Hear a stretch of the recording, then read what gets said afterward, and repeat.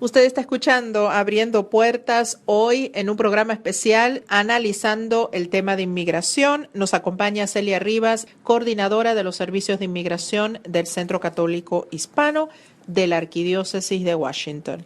Consejo, Celia, en caso de que una persona sin documentos sea detenida.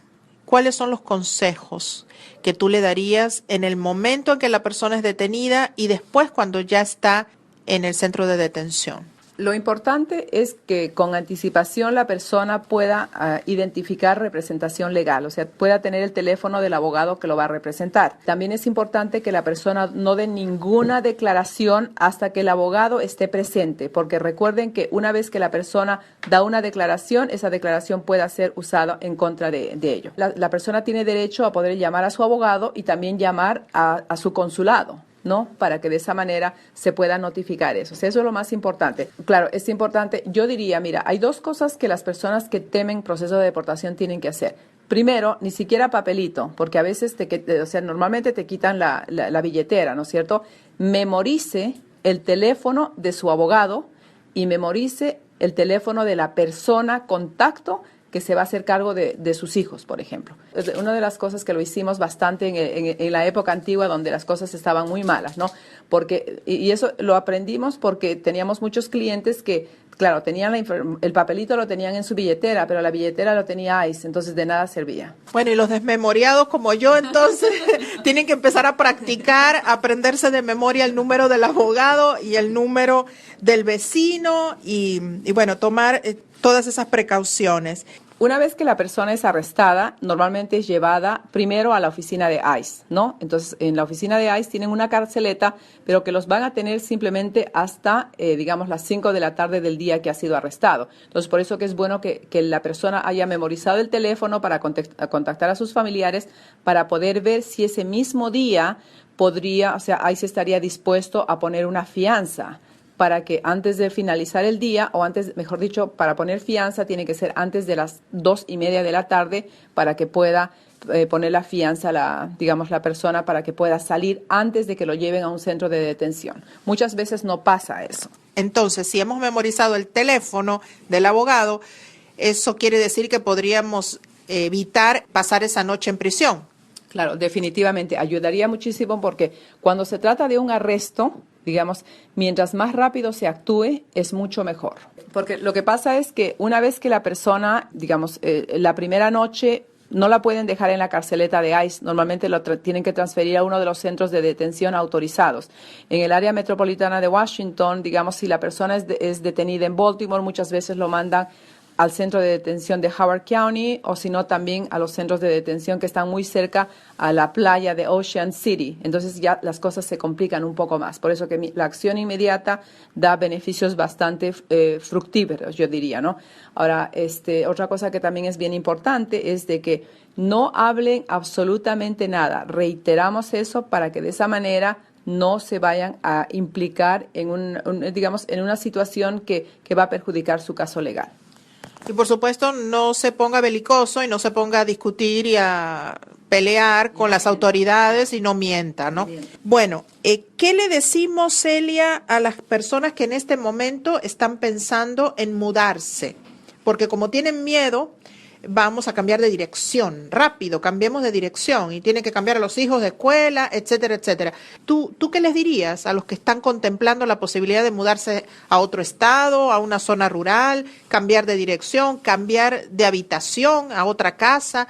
¿Qué les decimos? Pero es que en realidad es casi imposible que la persona esté, hoy en día bastante imposible porque con la base de datos que tiene ICE es muy fácil que lo pueda encontrar. O sea, no toda persona está en riesgo de que vaya a terminar en un proceso de deportación. O sea, eso es importante que reiteremos porque hasta este momento las personas en riesgo son las personas que tienen récord criminales, que están involucradas en pandillas y las personas que están involucradas en narcotráfico. Ahora, para el resto de personas, o sea, yo no creo que deben de tener temor o hacer un cambio total de vida. Lo que tienen que hacer es tener un plan de acción. De eso se trata. Ahora, hemos hablado de la parte de deportación, pero yo creo que no debemos llegar a ese punto. Tenemos que ver cuáles son las medidas preventivas que debo de usar, porque el paquete final va a ser la deportación, pero el paquete previo tiene que ser, ¿qué puedo hacer yo ahora? Antes de explicar qué puedo hacer ahora, Celia, quería preguntarte, si yo no tengo documentos, vivo en un cuarto y trabajo en construcción, por ejemplo, no tengo auto, me movilizo con los autos de otras personas, mi jefe me viene a recoger o tal vez uso el autobús, ¿hay manera de que me ubiquen? En realidad no, porque a menos que la persona cometa una infracción, cometa un crimen, haya tenido una orden final de deportación que ICE la quiera ejecutar, o sea, la persona no va a tener mucho riesgo de que sea puesta en un proceso de deportación. Bueno, a menos que en el trabajo, ¿verdad? Tal vez estén investigando a esa empresa o algo así. Por los momentos no hay riesgo. A ver, Celia, ¿qué le podemos decir a aquellas personas que están contemplando el regreso a su país, que ya han hecho una reunión familiar y dicen, antes de que me eche el gobierno de Donald Trump, vamos a preparar las maletas y vamos a empezar a planear el regreso a México, a Chile? ¿Qué podemos hacer? ¿Qué le dirías tú a esas personas? Que no lo haga, porque lo que pasa es que en este momento ha empezado la etapa de crisis y el peor error que el ser humano puede hacer es tomar una determinación cuando está en época de crisis, ¿ok? Porque lo importante es poder ver hasta el final, o sea, luchar hasta el final la estadía en este país. Entonces pueden empezar a planificar, pero no tomar la decisión de tenerse que ir. Además que imagínate si en 6 meses el gobierno de Donald Trump dice legalización para todos los que llegaron desde el año 2012 y resulta que yo me regresé a mi país y perdí la oportunidad. No, y eso es efectivo, porque digamos, en la historia durante todo el tiempo que nosotros venimos trabajando, eso es lo que hemos visto. Personas que tenían temor, se regresaron a sus países y perdieron, por ejemplo, el TPS de El Salvador o el TPS de Honduras. Entonces, no tome ninguna, como decía San Ignacio de Loyola, no hay que tomar decisiones drásticas en la vida de uno cuando hay una época de crisis en la vida. Bueno, también te quiero preguntar sobre los 3 refugios que hay de menores que cruzaron solos por la frontera. ¿Has visitado esos refugios? ¿En qué condiciones están estas personas? ¿Y alguna recomendación para familiares que podrían ayudar a estos niños? No hemos tenido la oportunidad de visitar estos refugios, pero lo que entendemos es que están bastante llenos, ha habido bastantes quejas que para los niños que están en centros, en los refugios, ¿no? Lo que es importante es de que los familiares puedan actuar inmediatamente, porque las trabajadoras sociales normalmente piden, digamos, huellas digitales de la persona que va a recibir a los niños, piden algún documento y piden sobre todo que se aseguren que va a ser un lugar, digamos, un lugar bueno donde el niño va a vivir. Entonces, mientras más rápido ustedes puedan presentar la documentación, es mejor. Yo creo que la manera de ayudar, digamos, que estos chicos puedan salir inmediatamente y puedan ser dados, digamos, a la persona a cargo de la custodia del niño, que agilice el trámite para que de esa manera los niños no estén tanto tiempo en los refugios. Si yo tengo TPS o protección de DACA y mis hijos están en Latinoamérica, hace años que no los veo y yo tengo un estatus temporal, estoy tentada como madre a enviar a mi hijo a que cruce solo la frontera. ¿Qué le dirías a una madre que está en esa situación?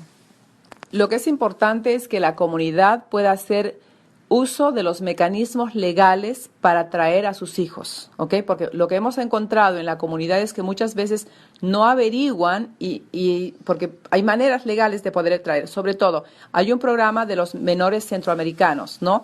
Que todo padre que tenga niños que sean de Honduras, Nicaragua o El Salvador, ¿no es cierto?, si el padre es residente permanente, tiene TPS, DACA, mejor dicho, acción diferida, o tiene un caso digamos, en el cual se le ha suspendido la deportación, ese padre tiene derecho a poder presentar la solicitud para que pueda venir su hijo que está en Honduras, Guatemala o El Salvador y es menor de 21 años, que pueda venir ya sea como refugiado o si no es elegible para venir como refugiado, poder ingresar al país por un periodo de 2 años con una autorización especial, y esos 2 años pueden ser extendidos. Entonces es bien importante que los padres que tienen esa condición puedan hacer uso de esos mecanismos legales para minimizar el riesgo de que esos chicos crucen la frontera.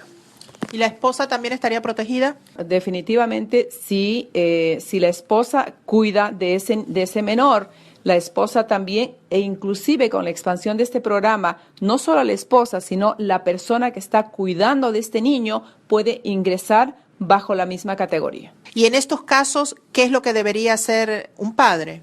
Bueno, de acuerdo a la creación de este programa, se tiene que iniciar el proceso con una de las entidades que han sido autorizadas por el Departamento de Estado. No están autorizados, nosotros no estamos, Caridad Católicas no está autorizada, los abogados privados tampoco no están autorizados, tienen que ser las oficinas, por ejemplo, en Silver Spring tenemos de Lutheran Social Services. Hay una lista que el Departamento de Estado ha creado donde el padre tiene que llevar información del estatus legal, de la relación de parentesco con el niño, para que se haga una solicitud. La entidad esta haga una solicitud. Esa solicitud es electrónica y es presentada a una entidad en el país de origen donde está el niño. Entonces, para que se inicie el procedimiento. Una vez que se hace ese procedimiento, tiene que haber una prueba de ADN, ¿ok? Si el niño va a ser ingresado como refugiado, el gobierno cubre esos costos. Si no va a ser refugiado, si no va a ingresar temporalmente, entonces es el padre que tiene que incurrir en estos costos, ¿ok? Cuando se prueba la paternidad, hay una entrevista con inmigración fuera del país, y luego de eso el niño puede ingresar ya sea como refugiado o si no, con un ingreso temporal por 2 años. Si la prueba de ADN da negativo, ya es otro problema familiar, ¿no? No, y no solamente, claro, si la prueba de ADN da negativo, no solamente es problema familiar, sino hay un problema de fraude. Claro, entonces ese es el problema. O sea, hay que asegurarse de no presentar ninguna solicitud que sea deshonesta, porque si no, digamos, la mentira es equivalente a la comisión de fraude. Es decir, no vaya a hacer el trámite para un hijo que usted dude que sea su hijo, porque no vaya a ser que en la prueba de ADN resulta que no es su hijo y se puede meter en problemas. Claro, definitivamente. O sea, que es bien importante. O sea, nosotros tenemos que ser, yo digo, bien cautelosos hoy en día en presentar cualquier solicitud. Sobre todo, hay que obrar por la verdad. En caso contrario, nosotros mismos nos perjudicamos.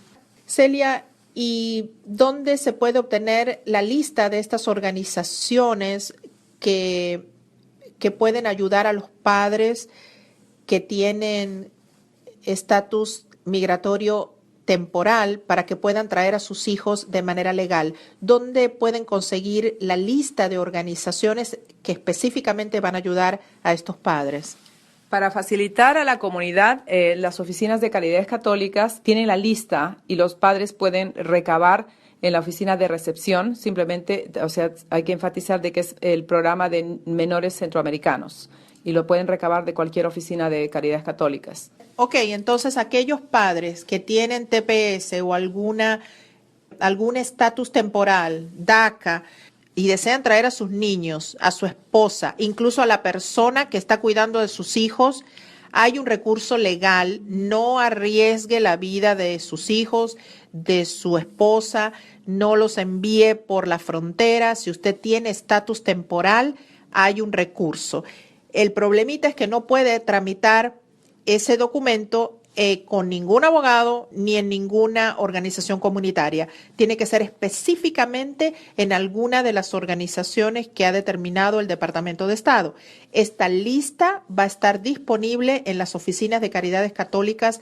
¿Y qué pasa, Celia, si yo no tengo documentos, no tengo ningún estatus temporal que me proteja, indocumentada, y tengo la preocupación de que hace muchos años que no veo a mis hijos y estoy pensando en la posibilidad de que cruce la frontera mi hijo solo o con su hermanito o con la tía o traer a mi mamá porque estoy desesperada, quiero ver a mis familiares y no tengo estatus temporal en Estados Unidos? ¿Qué consejo le darías?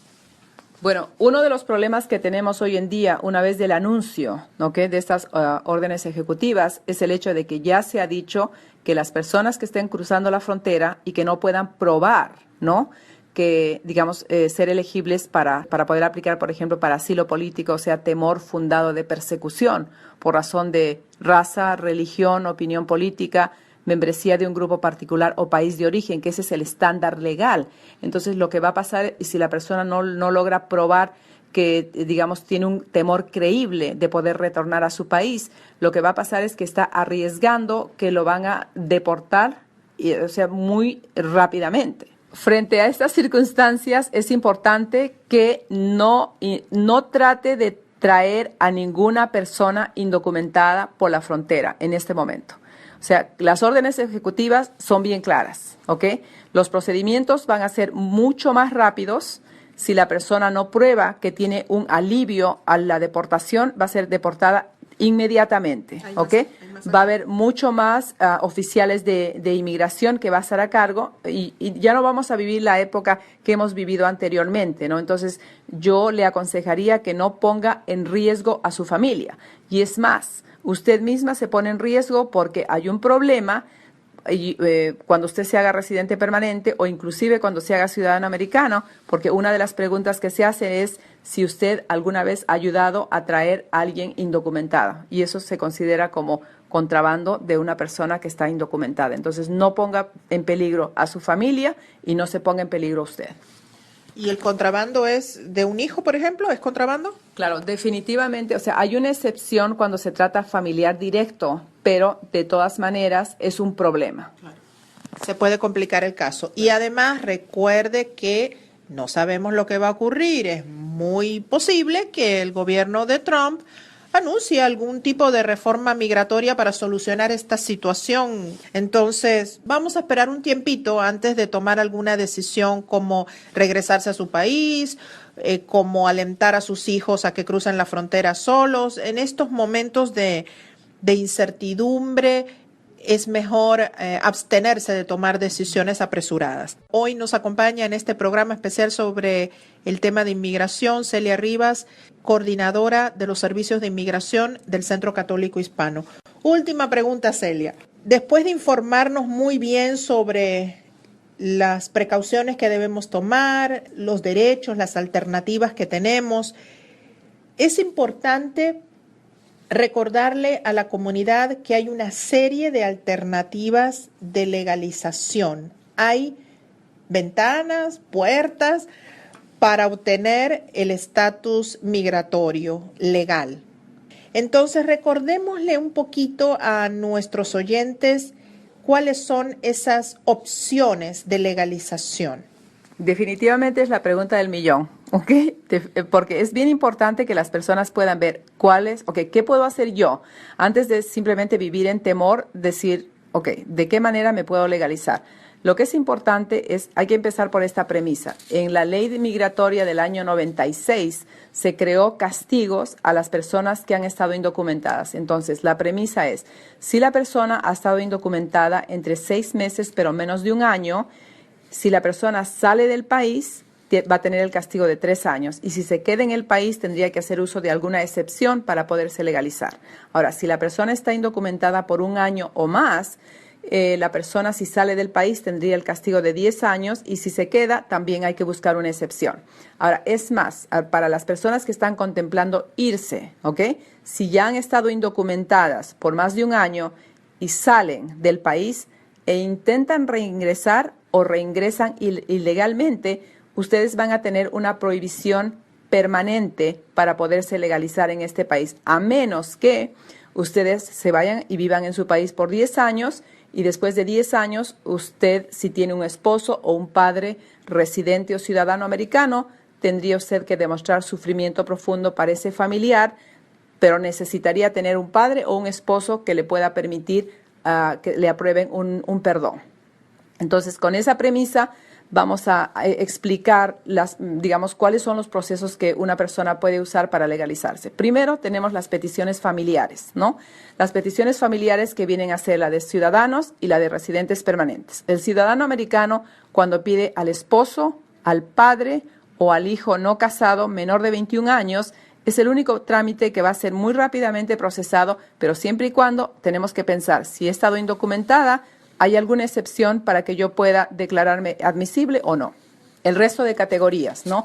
Si el peticionario es un ciudadano americano y pide al hijo no casado, que es mayor de 21 años, ¿ok? El proceso está tomando 7 años. Lamentablemente para México está tomando más de 20 años, ¿ok?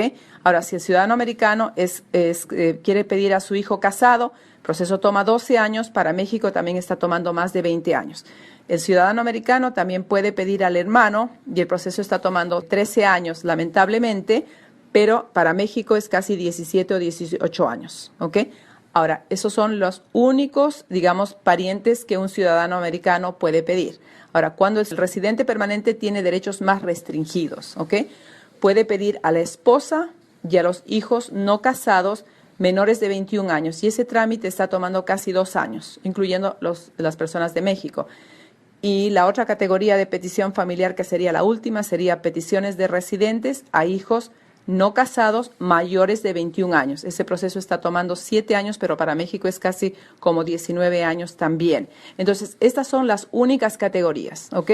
Eso es bien importante. ¿Tú crees que este nuevo gobierno va a acelerar, va a ayudar a que estos procesos avancen más rápido? Bueno, habían rumores que muchos republicanos decían que con el propósito de digamos, usar la terminología de unidad familiar se iba a acelerar. No se sabe todavía. Ok, tengo varias preguntas, Celia. Esta es la última pregunta, pero tiene muchas ramificaciones. ¿Qué pasa si yo acabo de ingresar con visa de turista, pero mi visa pronto se va a vencer? ¿Puedo hacer algo? ¿Puedo obtener una visa de estudiante? ¿Qué medida podría tomar? Lo importante es que la persona con visa de turista no se quede fuera de estatus. O sea que la persona, al ingresar al país, el oficial de inmigración en el aeropuerto le dice el tiempo que se debe quedar. Normalmente 6 meses, ¿no es cierto?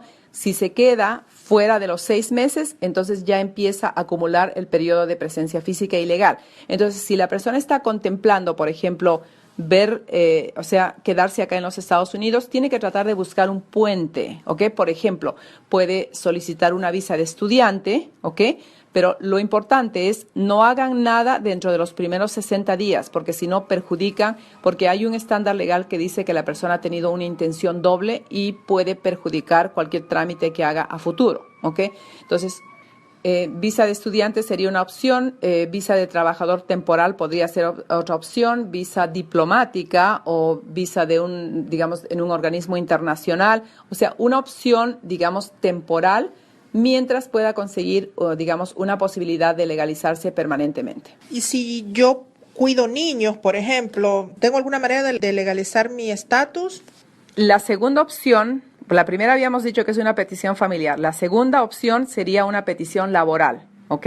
Entonces, pero si todavía estamos dentro del escenario de la persona que viene con visa de turista, lo importante es no quedarse fuera de estatus. Entonces, en muchas circunstancias, lo que va a ser importante es que la persona preferible identifique el empleador, después de los 90 días inicie el proceso de patrocinio laboral y regrese a su país, ¿ok? No se quede acá a menos que se quede legal, porque si no va a ser muy difícil que pueda legalizarse en este país. Entonces, si uno tiene visa de turista, la recomendación es que en esos primeros 60 días no presente ningún proceso en este sentido de inmigración.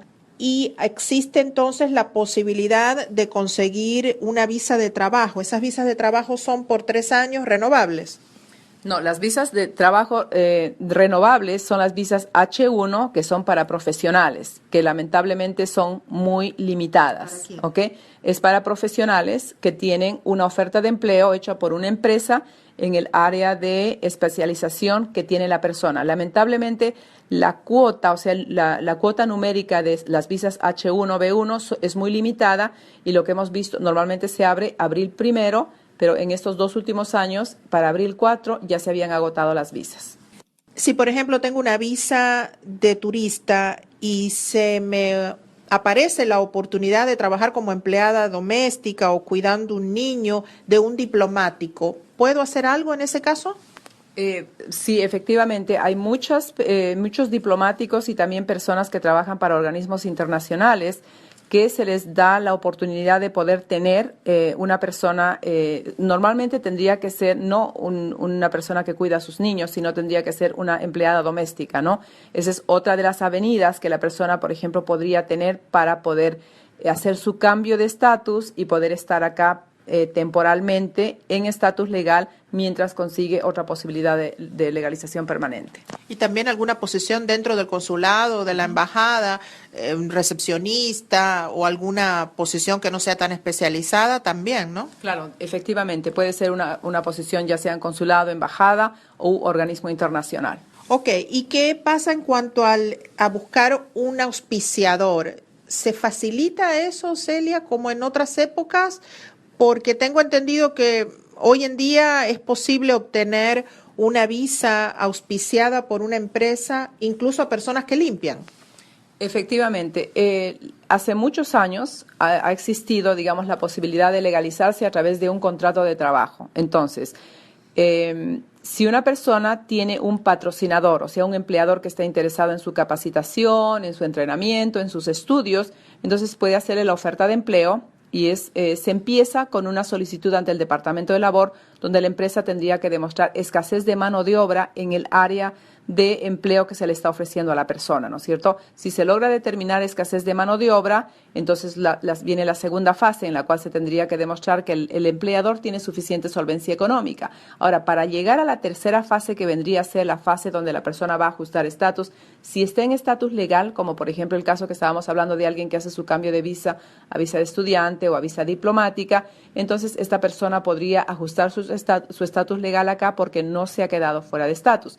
Pero si estamos hablando de una persona que ya ha estado indocumentada, ¿no es cierto?, la tercera parte, que vendría a ser de ajuste de estatus acá, no se podría hacer porque la persona no se considera que está admisible. Entonces, las únicas personas que se van a poder beneficiar a través de este contrato de trabajo van a ser las personas que van a poder acogerse a la expansión del perdón, ¿ok?, del perdón provisional, que lo acaba de anunciar el gobierno a fines de octubre del año 2016. Entonces, para el perdón provisional lo que se necesita es que el aplicante pueda demostrar que tiene o su padre, o padre o madre, o esposo o esposa, que sea residente o ciudadano americano y que pueda demostrar el estándar legal de sufrimiento profundo, detrimento mayor o crisis profunda en el evento de que al solicitante de la visa no le aprueben su caso.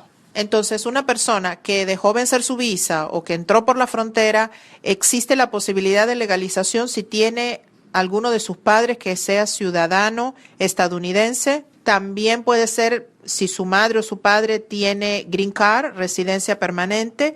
Entonces, existe la posibilidad de obtener el perdón del castigo, ¿no? Del famoso castigo de 10 años o de 3 años.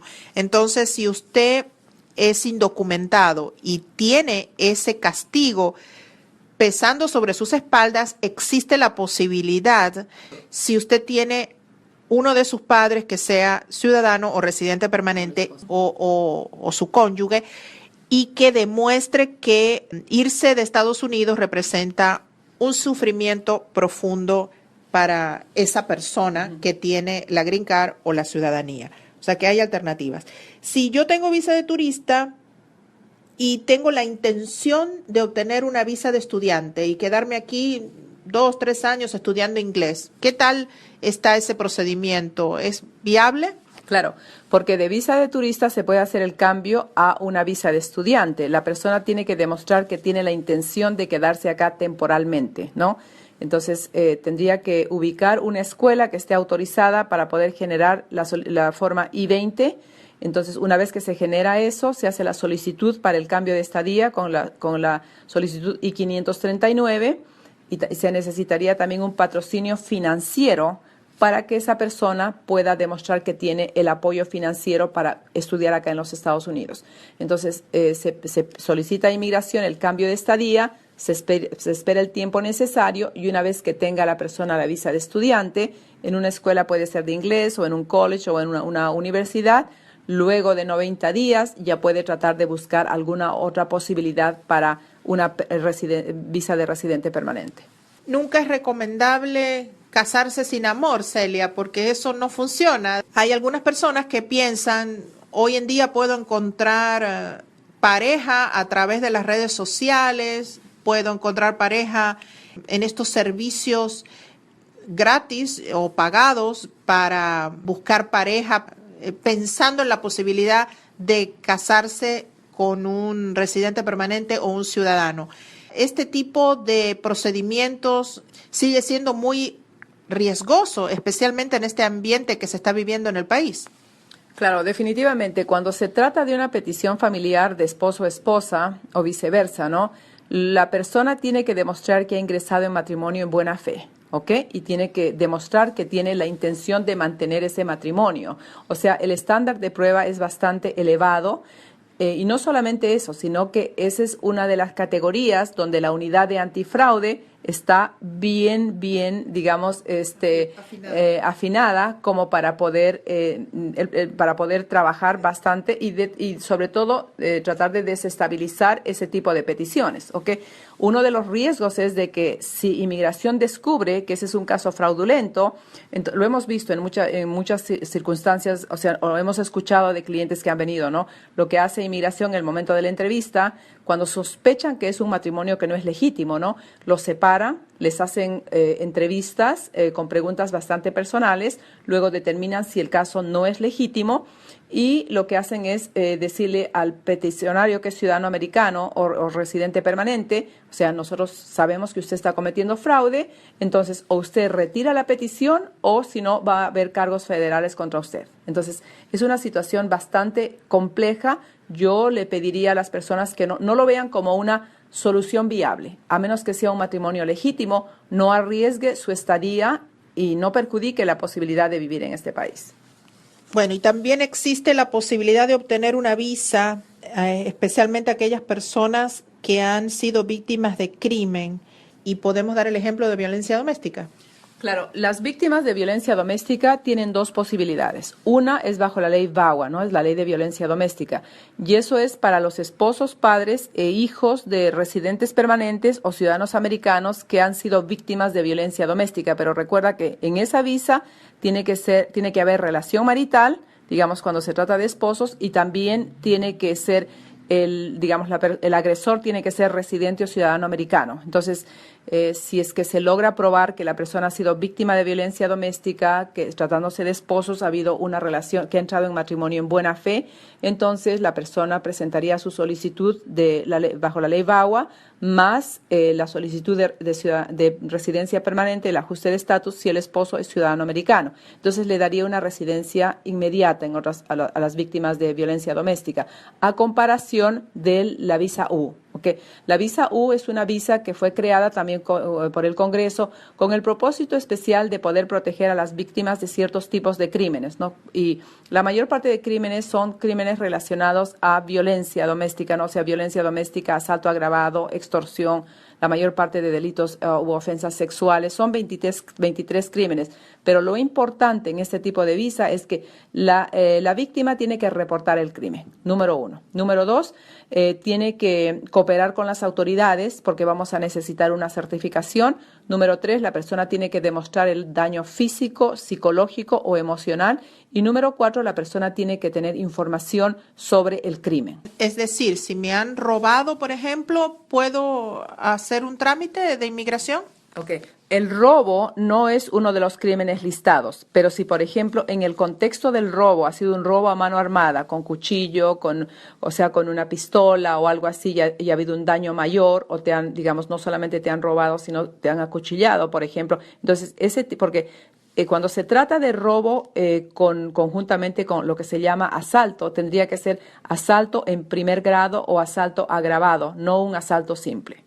Ok, entonces repetimos aquí, si la persona es víctima de violencia doméstica y está casado con un residente permanente o un ciudadano, puede obtener estatus legal permanente. ¿Y qué pasa, Celia, si mi novio, concubino o esposo no tiene documentos y resulta que un vecino llama porque nos ve peleando o ve una situación de violencia, de agresión? pero ninguno de los dos en la pareja tienen documento, los dos son indocumentados, ¿qué podría pasar? ¿Los dos van deportados? Precisamente esa es la diferencia con la elegibilidad para una visa U, cuando el agresor no es documentado o cuando no existe una relación, digamos, matrimonial. Ahí es cuando entra, digamos, para los requisitos de la visa U, ¿ok? Ahora, no importa que la víctima esté indocumentada, es importante que la víctima pueda reportar el crimen a las autoridades. Solamente a través del reporte hacia las autoridades es que se va a poder obtener la certificación necesaria. Ahora, lo que es importante es ponerse a pensar de que si bien la víctima de la visa U, va a poder ser elegible, o sea, dependiendo de las circunstancias, pero si es violencia doméstica es un crimen que automáticamente la hace elegible, el victimario va a tener el riesgo de ser puesto en proceso de deportación. Entonces, mucho cuidado porque la situación de violencia doméstica y también la de violación de una orden de protección hace que la persona sea deportable. No, el que denuncia prácticamente tiene la protección bajo la visa U. Ahora, la visa U es una visa temporal que es válida por 4 años, pero la ventaja es que al tercer año la persona puede presentar su solicitud de residencia permanente. Entonces, ojo con las discusiones con el esposo, con la esposa. Aquí todos calmaditos, especialmente los que no tienen documentos. Bueno. No, y hablando de eso, yo creo, y esa es una de las cosas que estábamos comentando, ¿no? Si ustedes tienen problemas de pareja, yo creo que antes de llegar al punto en el cual uno sea puesto en proceso de deportación, yo creo que es importante que puedan ir a consejería, puedan tomar clases de manejo de cólera para que eviten o minimicen el riesgo de deportación. Yo conozco un montón que necesitan clases de manejo de cólera. Bueno, ¿y qué pasa, Celia, si tenemos en casa a nuestro abuelito que tiene problemas de salud, que tiene ya varios años con nosotros, por supuesto no trabaja, es el centro del hogar, ¿verdad? ¿Qué recomendación le darías tú? ¿Hacer un procedimiento tan engorroso para obtener los documentos? ¿O nomás, como no va a trabajar, no tiene necesidad de tener documentación porque ya está mayor y nosotros lo mantenemos, lo apoyamos a nuestro abuelito en la casa? ¿Cuál sería el consejo? Yo creo que el consejo para cualquier persona, sin importar la edad, la condición, es buscar una posibilidad de legalización. Porque, por ejemplo, ¿no? Si yo soy ciudadana americana y tengo a mi abuela o a mi abuelo, yo puedo pedir a mis padres, si mis padres, una vez que tengan 5 años de residentes permanentes, pueden pedir a sus padres. Entonces, siempre hay que pensar en la posibilidad de legalizar a todas las personas. Sobre todo si la abuelita va a vivir como la mía, que vivió hasta los 97, ¿no? Bueno, ¿y qué pasa, Celia, si la persona tiene 20 años, que hay casos, 20 años en Estados Unidos? Tengo entendido que hay una ley que le permitiría la legalización. ¿Cuántos son los años, el límite de años que la ley, digamos, automáticamente o fácilmente le podría dar papeles a una persona indocumentada? Bueno, en realidad hay 2 programas, no te voy a decir 20 años, pero más años, ¿no? Hay un programa que se llama Registry, que es para personas que llegaron a los Estados Unidos en el año 1976, pero tendrían que demostrar que han vivido desde el 76 hasta ahora continuamente, a través del cual, pero ni creas, porque tenemos clientes que le hemos logrado sacar la residencia a través del programa de Registry. O sea, llegaron a los 20 años y ahorita tienen 60. No, Celia, pues eso es demasiado. No, pero lamentablemente ese es un programa, ¿no? Ahora, para las otras personas, como habíamos hablado, la única posibilidad, si bien vemos anuncios en la televisión que dice, si usted ha vivido 10 años, usted tiene derecho a la residencia permanente. En realidad, no, nadie tiene derecho a la residencia permanente, número 1, ¿no? Hay un proceso que se llama cancelación de remoción o cancelación de deportación, ¿no? Bajo el cual la persona podría convertirse en residente permanente, pero esa persona primero tendría que estar en proceso de deportación, ¿ok? Número 2, la persona tendría que probar 10 años de presencia física en los Estados Unidos. Después tiene que probar que tiene buen carácter moral, lo que quiere decir pago de impuestos, no problemas con la ley, y el requisito más difícil es que tiene que demostrar sufrimiento profundo e inusual, a su padre, a su esposo o a su hijo residente o ciudadano americano, que ese es el estándar más difícil de probar. Y Si yo he vivido en Centroamérica, he huido de situaciones de amenazas, pandillas, el recurso sería una petición de asilo. Bueno, para efectos de la petición de asilo, primero lo importante es que la persona debe presentar su solicitud dentro del año de haber ingresado a este país. En muy raras excepciones, digamos, el juez permitiría que se presente, digamos, una solicitud extemporánea, ¿no?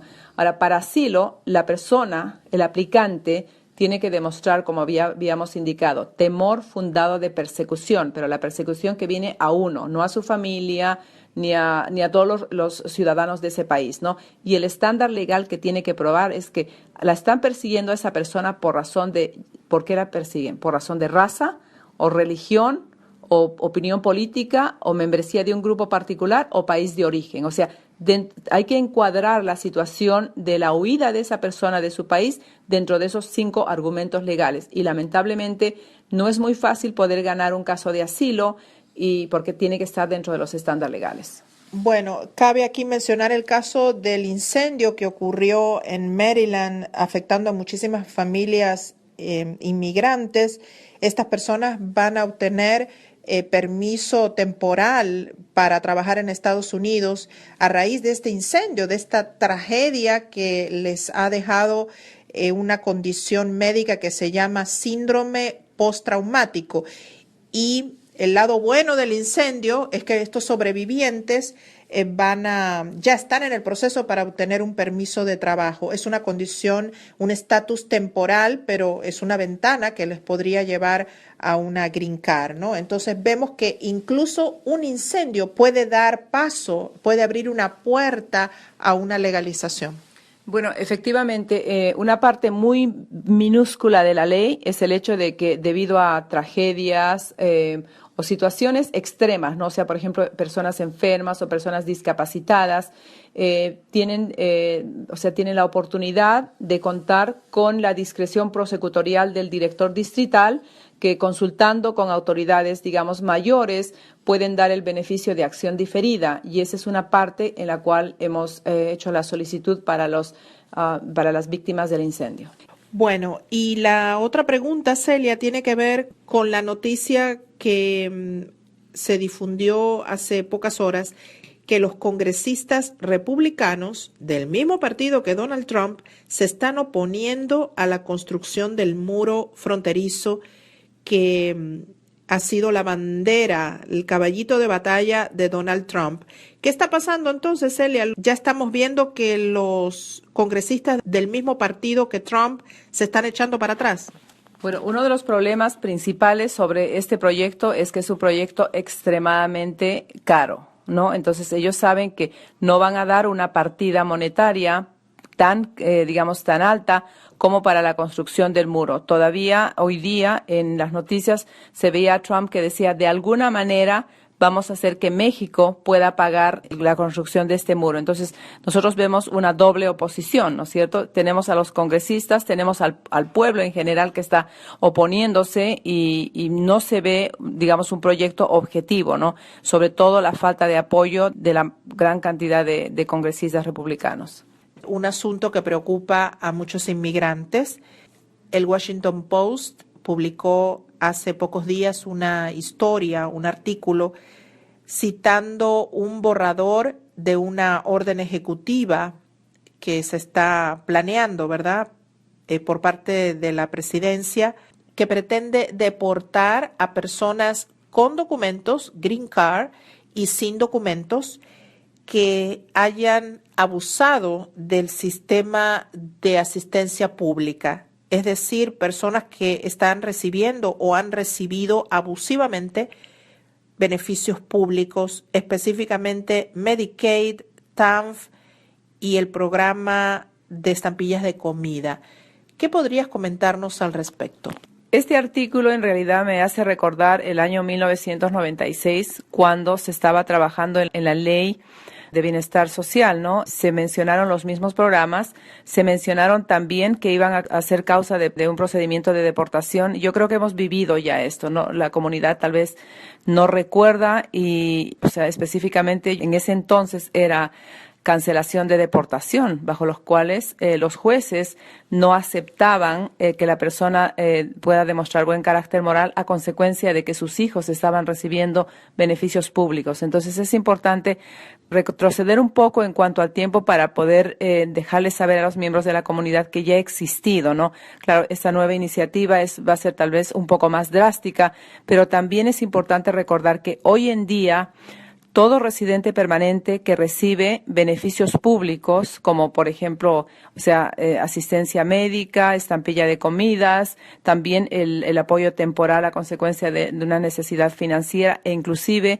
lo que se llama el suplemento de ingreso o el ingreso suplementario que lo da Social Security. Si recibe dentro de los 5 primeros años, la persona se considera deportable. Y también cuando tú te haces residente permanente, una de las preguntas es si alguna vez has recibido un beneficio público. Entonces, ¿por qué? Porque se considera una causal de deportación o se considera una causal de inadmisibilidad. Entonces ya existe esta ley para sancionar a aquellas personas que tienen Green Card, pero menos de 5 años con la Green Card y están abusando del sistema, están ilegalmente beneficiándose ya sea de Medicaid, TANF o estampillas de comida, que son beneficios que sí son permitidos, sí se les da legalmente a los que tienen Green Card o residencia permanente después de los 5 años que tienen la Green Card. Entonces, los que tendrían que preocuparse son aquellas personas que teniendo Green Card, pero menos de 5 años con la tarjeta, han recibido algún tipo de beneficios y me imagino que de manera abusiva, me imagino yo. El problema es que de acuerdo a ley, toda persona que recibe beneficios públicos, como los indicados anteriormente, dentro de los primeros 5 años, inclusive si la persona sale del país y reingresa, está sujeta a reglas a ser puesta en proceso de deportación. O sea que es importante que la comunidad pueda saber esto. ¿Eso está ocurriendo, Celia? Efectivamente, hay personas que pueden terminar en proceso de deportación y no es, digamos, simplemente por el hecho de la nueva administración, sino está escrito en la ley. ¿Qué es lo nuevo entonces que va a proponer el presidente Trump si ya la ley existe?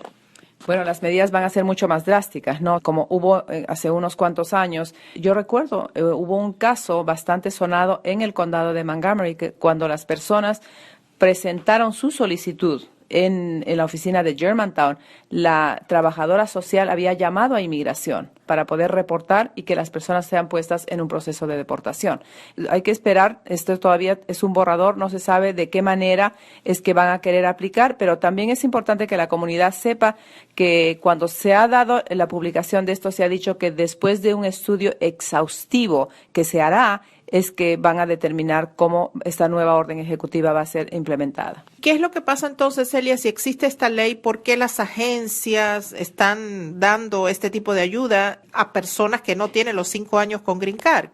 O sea, ¿las agencias no están enteradas de esta regulación o los inmigrantes falsifican documentos o qué es lo que está pasando? Normalmente durante los 5 primeros años no deberían de recibir, ¿no es cierto? Ahora el sistema es mucho más drástico de lo que era anteriormente, pero en muchas circunstancias, por ejemplo, hay asistencia médica que la persona puede recibir en caso de emergencia, ¿no? Entonces, hay beneficios que tienen ciertas excepciones, pero al mismo tiempo crean problemas. ¿Por qué? Porque durante los 5 primeros años, si la persona recibe beneficios públicos, está sujeta a normas de deportación. Sí, pero si recibe es porque la agencia no ha investigado cuánto tiempo la persona tiene con la Green Card.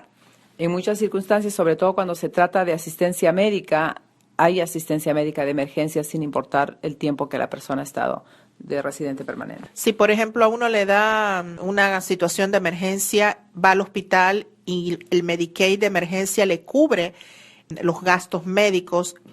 Bueno, en realidad, o sea, porque lo que pasa es que hay un fondo de Medicaid de emergencia que se usa normalmente, ¿no? Pero si, por ejemplo, la persona que ha recibido eso ha sido residente permanente por menos de 5 años, y el problema que activa, digamos, hoy en día la deportación es cuando la persona sale del país y reingresa. Entonces, en las investigaciones que hace el oficial de inmigración, encuentra que ha recibido algún beneficio público, entonces eso activa, digamos, el proceso de deportación. Pero en este momento, a pesar de que la ley esté implementada durante los 5 primeros años, no estamos viendo que está siendo ejecutada a nivel que lo estamos leyendo en este borrador de...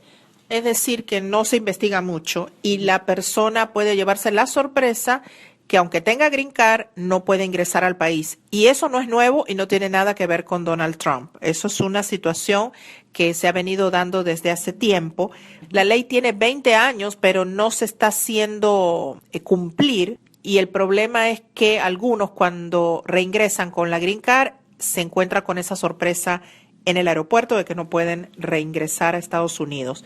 El fondo de emergencia del Medicaid, llamado Medicaid de emergencia, sirve para aquellas personas que tengan o no tengan documentos en Estados Unidos. Incluso los turistas pueden beneficiarse de esto porque es precisamente para personas que no tienen recursos y se encuentran en una situación de emergencia médica. Y entonces existen esos fondos. Bueno, y también existen los fondos de la fundación del hospital donde la persona haya sido recluida, que entonces combinados entre el Medicaid de emergencia y los fondos de la fundación del hospital cubren, yo he escuchado, hasta un 100% de los gastos médicos. Y bueno, y es fabuloso eso, ¿no? Porque realmente ayuda a gente que viene de turista y tiene una emergencia, una operación, un accidente, o personas que viven en el país sin documentos y realmente no tienen recursos para salir de una situación grave. Entonces, la otra alternativa sería dejarlo morir. Y bueno, como sabemos, Estados Unidos tiene una trayectoria, una historia de ser un país benevolente, con medidas humanitarias, reconocido a nivel mundial por esto, pero lamentablemente, Celia, con las nuevas medidas que ha firmado el presidente Trump, estas órdenes ejecutivas, está dañándose esa imagen que tiene los Estados Unidos en el sentido de ser un país condescendiente, humano, con los inmigrantes, refugiados. Está cambiando bastante esa imagen a nivel nacional e internacional. Entonces, la tercera orden ejecutiva que firmó el presidente Trump relacionada con inmigración tenía que ver con los refugiados. Establece un impedimento de ingreso a los Estados Unidos para ciudadanos de 7 países por cuestiones de seguridad nacional. Ha sido suspendida por orden de un juez. Ha ocurrido que al poner en práctica esta orden ejecutiva de manera inmediata, 2 hermanos iniciaron una demanda porque dicen han sido coaccionados por parte de los agentes de inmigración en el aeropuerto, han sido obligados a firmar la forma N407, que es una forma para aceptar la anulación de la tarjeta verde o tarjeta de residencia, y están ahora demandando al gobierno por este trato que han recibido, que se los ha presionado a firmar esta forma N407. Celia, ¿tú tienes datos, información de inmigrantes que han pasado por algo similar? El propósito de esta forma, la 407, es para que el residente permanente pueda renunciar a la residencia permanente, ¿no? Entonces, lo hemos visto normalmente cuando las personas, por ejemplo, han venido, los residentes permanentes han intentado reingresar al país después de haber estado fuera por un año, ¿no es cierto? Entonces, o las personas que quieren ubicarse o vivir en otro país, o las personas que quieren tomar un trabajo diplomático o en un organismo internacional, donde ya sea a nivel consular o en el aeropuerto, firman, pero voluntariamente. En las instrucciones, si uno lee bien la referencia que hace esta solicitud para poder renunciar a la residencia permanente, dice específicamente que lo que es con el propósito de que la persona voluntariamente entregue su tarjeta de residencia permanente. Lo que estos 2 ciudadanos de Yemen no les ha ocurrido porque el juicio dice que los oficiales de inmigración les han coaccionado para que firmen estas solicitudes de tal manera que pierdan el green card, en otras palabras. A ver, entonces, esto se aplica a personas que, por ejemplo, han estado más de un año fuera del país y si tienen green card, perderían la green card, entonces voluntariamente les hacen firmar en el aeropuerto y esto les deja sin efecto la residencia permanente. Pero hay casos de inmigrantes que han sido coaccionados, así como estos dos hermanos de Yemen. Bueno, lo que las normas para los oficiales de inmigración exigen es de que los derechos constitucionales de las personas que están ingresando no deben de ser violados. Por lo tanto, el oficial de inmigración estaba supuesto a darle la opción de que en vez de firmar esta forma 407 pueda la persona decidir ser puesta en proceso de deportación. No debieron de haberles obligado a firmar esta forma, sino simplemente haberlos retornado a sus países a consecuencia de ser ciudadanos de uno de los países que el gobierno americano ha impedido, pero no al extremo de coaccionarlos a que renuncien a su tarjeta de residencia permanente. ¿Podemos dar algún consejo a los inmigrantes que nos están escuchando que tengan tarjeta verde y tengan algún inconveniente en el aeropuerto? Lo importante es de que las personas primero no deben de firmar ningún documento que no entiendan bien. Si no hablan el idioma, no entienden el idioma, siempre pueden pedir a un oficial que hable español que les pueda explicar. Y es preferible, si uno no entiende la consecuencia migratoria que puede tener el firmar un documento, es preferible no firmarlo. Es más, en cualquier momento la persona que viene de algún lugar, cuando se trata de inspección, tiene derecho a poder pedir a la representación de un abogado, hablar con un abogado antes de firmar cualquier documento. Entonces, yo creo que el consejo para los residentes permanentes es, sobre todo, yo creo que habría que tener más cuidado con los residentes permanentes que están dentro del margen de una causal de inadmisibilidad.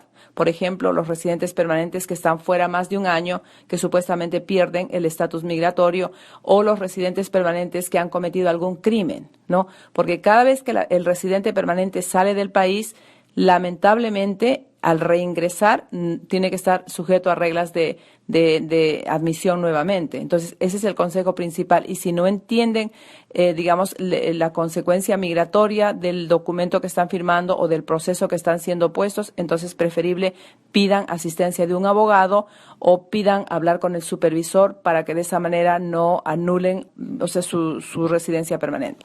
En vista de este ambiente de incertidumbre que se está viviendo en relación con el tema de inmigración, vemos que hay mucha gente que está angustiada, desesperada. Es muy importante que no se tomen decisiones precipitadas y especialmente que no acudan a sitios riesgosos para hacer un trámite de inmigración. ¿Qué nos puedes comentar al respecto, Celia? Una de las preocupaciones de las organizaciones proveedoras de servicio legal y también del servicio de inmigración es el hecho de que se está incrementando la cantidad de casos frívolos, o sea, que no tienen fundamento legal que las personas están registrando. El riesgo mayor en épocas de crisis como las de ahora es que incrementa la cantidad de personas inescrupulosas que toman ventaja de la desesperación que vive la comunidad. Entonces es bien importante que la persona no presente solicitudes, o sea, no vaya a recibir una asistencia legal en el lugar equivocado, o sea, un notario público, una agencia de viajes, un preparador de taxes, o sea, ningún negocio está autorizado como para poder llevar casos de inmigración. Y ya hemos escuchado de algunos oficiales de inmigración que están empezando a poner cargos de fraude a consecuencia de que están recibiendo solicitudes que no son legítimas. Entonces, señores, es bien importante que ustedes no dejen que tomen ventaja de ustedes, prepárense bien y reciban el servicio legal en los lugares autorizados. Bueno, Celia, 1.000.000 de gracias. Hemos tenido un programa muy completo hoy sobre este tema de inmigración. Tus comentarios sin duda van a ayudar a muchísimas familias a tener un panorama más claro, a reducir el miedo, y me gustó mucho esto de que no cunda el pánico. Y también quisiera cerrar con la esperanza de que una reforma de inmigración que sea amplia o reducida, pero la esperanza sigue vigente, la luz sigue encendida. Y no perdemos, ¿verdad?, esa esperanza de que una reforma migratoria integral pueda darse en Estados Unidos, no tome ninguna decisión precipitada y mantenga la calma y manténgase informado. Muchísimas gracias, Celia. Gracias por la invitación y nuevamente lo importante es de que usted pueda tomar todas las medidas positivas e infórmese y no vaya al lugar equivocado, recuerde, porque su vida y su integridad y la posibilidad de legalización va a estar en peligro. Muchísimas gracias por habernos acompañado en el programa de hoy. Que el Señor bendiga el sendero que recorres y bendiga a tu familia. Y hasta aquí su programa, Abriendo Puertas, un espacio auspiciado por la Arquidiócesis de Washington. Comentarios, opiniones o sugerencias, Escríbanos al correo abriendopuertas99@hotmail.com.